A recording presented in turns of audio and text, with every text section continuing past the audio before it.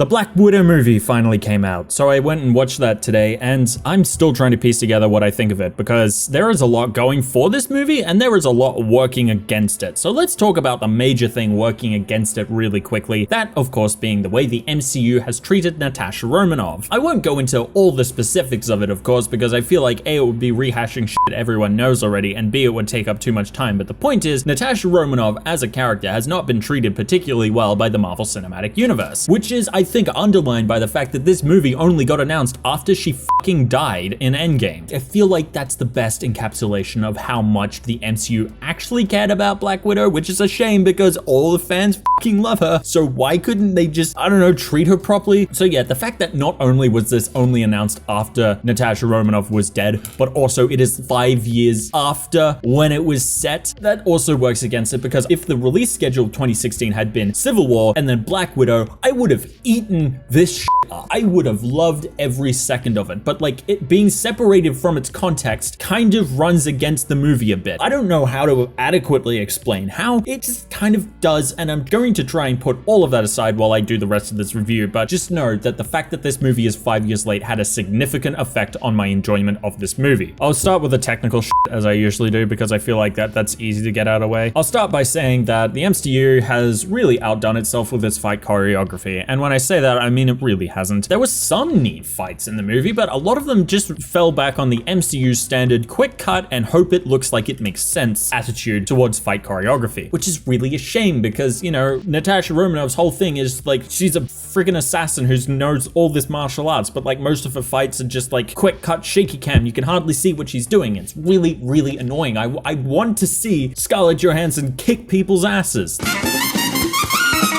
So yeah, the fight choreography is very up and down in this movie. In terms of the music used in this movie, they have Lorne Balfe writing the score, which is not his most memorable score. I am going to be honest, there are a few neat moments in it that I've kind of liked, but if it's Lorne Balfe you want to listen to, you're probably best off with the Mission Impossible Fallout score. However, there is one moment which does stick out in my mind, which is right at the beginning where they show over what is some otherwise really effective opening credits showing the shit that Natasha went through while she was in the Red Room. Like the visuals of this opening credit sequence is really good, but for some reason they put a really strange cover of Smells Like Teen Spirit by Nirvana over it. The vocals sound like they fit with the atmosphere that they're setting up, but you're listening to the lyrics and it smells like Teen Spirit, which does not fit in the whole grew up an assassin. I don't know what song I would have picked if we're being honest here, but it sure as hell would not have been Smells Like Teen Spirit. So that was a very confusing choice. With that, I'm going to move on to talking about the story of this movie, which means I'm going to start talking about spoiler stuff. So if you've not seen this movie and you're still watching this, my advice is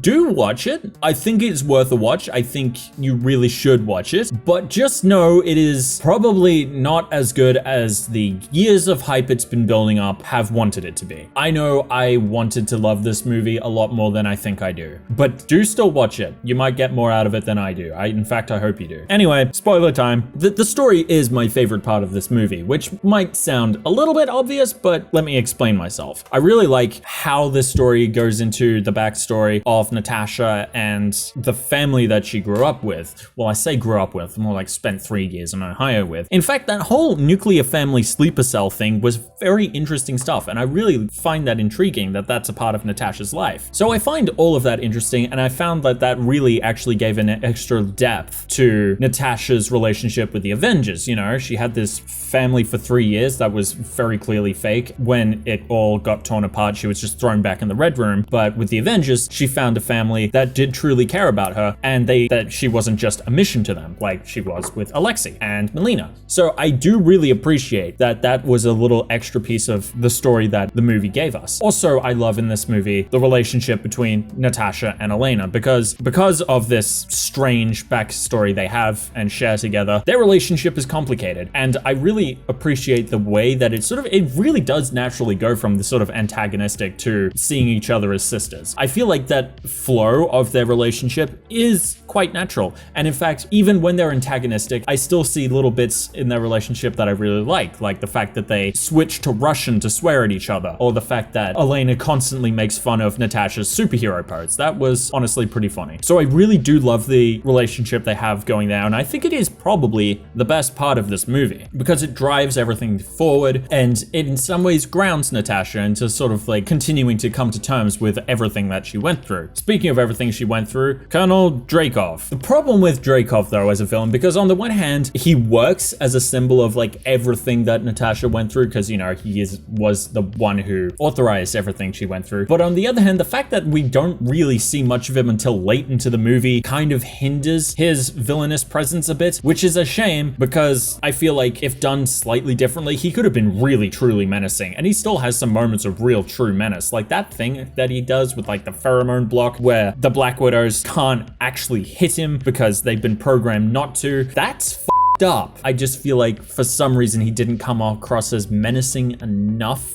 the rest of the time. I don't know. This is probably just another one of like ye olde MCU villains aren't much good problem, because you know, that's a general problem the MCU has. But also on that, of course, the fact that his daughter is the Taskmaster. To be honest, I really should have seen that coming, honestly, because like when it was revealed, part of me was like, what? And then the other part of me was like, it was so bloody obvious. Why did you not put that one together yourself? But that actually made him even more evil, the fact that he put a chip in his daughter's brain and then controlled her the same way that he controlled the rest of the widows. That was just so evil. So I find that all really interesting. I think the biggest problem I have with this, some of like the latter half of the story, is the sort of strange, I guess, plot holes. Is that the word I'm looking for? I don't really know. The first one, I guess, is generally excusable. How did this massive sky palace that he's been using go undetected by the Avengers? I'm going to guess that the answer to that is it's Hydra technology he picked up, because that does add up. Slightly more unbelievable is Natasha getting away from Ross at the end of the movie,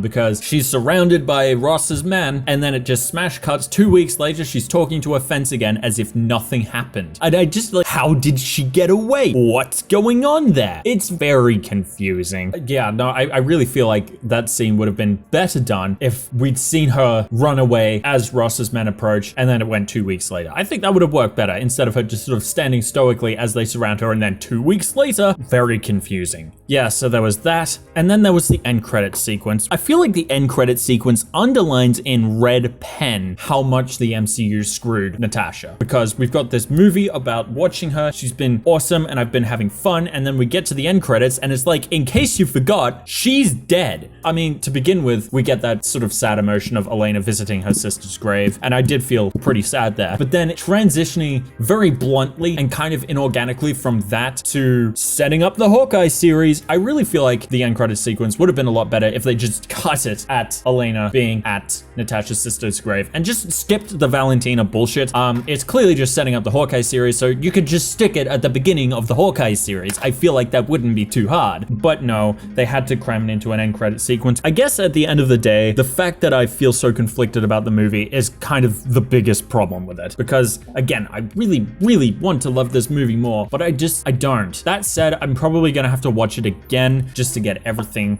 fully straight in my mind. And once I do that, I'll do a more full in-depth review rather than this sort of quick rant. But yeah, that's Black Widow. So yeah, again, do watch it. You are more likely to get more out of it than I did, but there are problems with this movie, unfortunately. All right, I don't know what else to say anymore. Bye.